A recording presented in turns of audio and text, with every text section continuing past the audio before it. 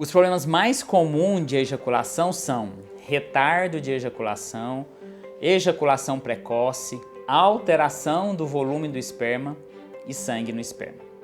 A ejaculação precoce é uma queixa muito comum e ela comete mais pacientes que têm algum transtorno de humor, principalmente aqueles pacientes ansiosos.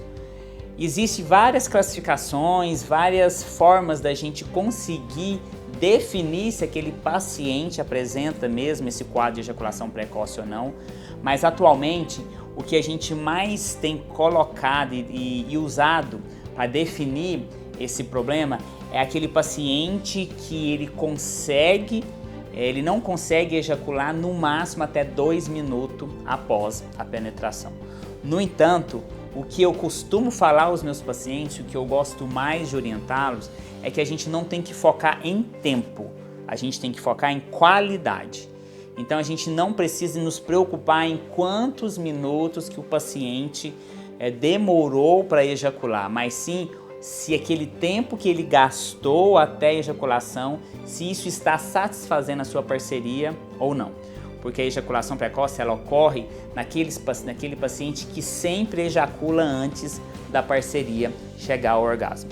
Existem alguns fatores de risco, entre eles o sedentarismo, a obesidade e os transtornos de humor, como eu disse. O tratamento ele é feito através de uso de medicamentos para controle do humor, que eles são feitos de uso contínuo, e é muito importante que a gente deixe claro que essa resposta ao tratamento ela vai ocorrer mais ou menos a 10 a 15 dias após o uso da medicação.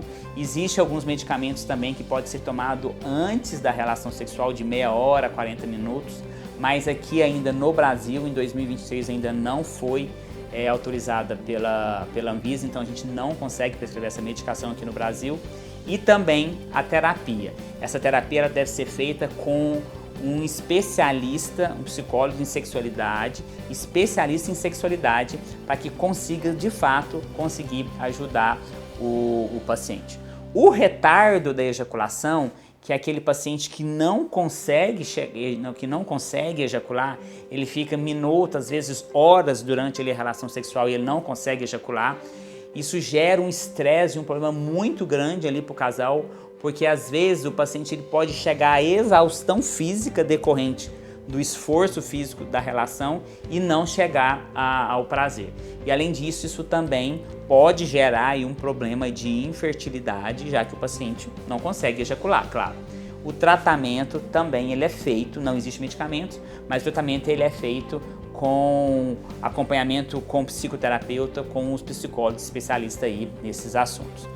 O volume do ejaculado, que é uma queixa muito comum, às vezes o paciente acha que ele está apresentando diminuição do volume ali do ejaculado, é importante que a gente fale que os homens eles vão diminuir a quantidade de esperma com o envelhecimento. Então, aquele paciente que ele tem um aumento benigno da próstata, ou aquele paciente mais velho, de 60, 65 anos, ele vai naturalmente apresentar ali uma diminuição mesmo do ejaculado. Mas é importante a gente avaliar se não tem uso de medicamentos, se não tem uma história prévia de cirurgias. Pacientes que são submetidos a cirurgias de próstata, ele pode ter uma diminuição ou não conseguir ejacular mais nada.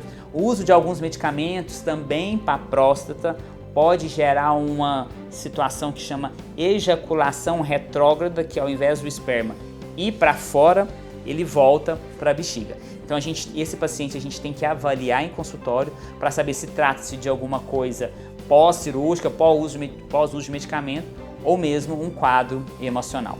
Outra coisa comum é a presença de sangue no esperma, que a gente chama de hematoespermia. Hemato de sangue, espermia de esperma.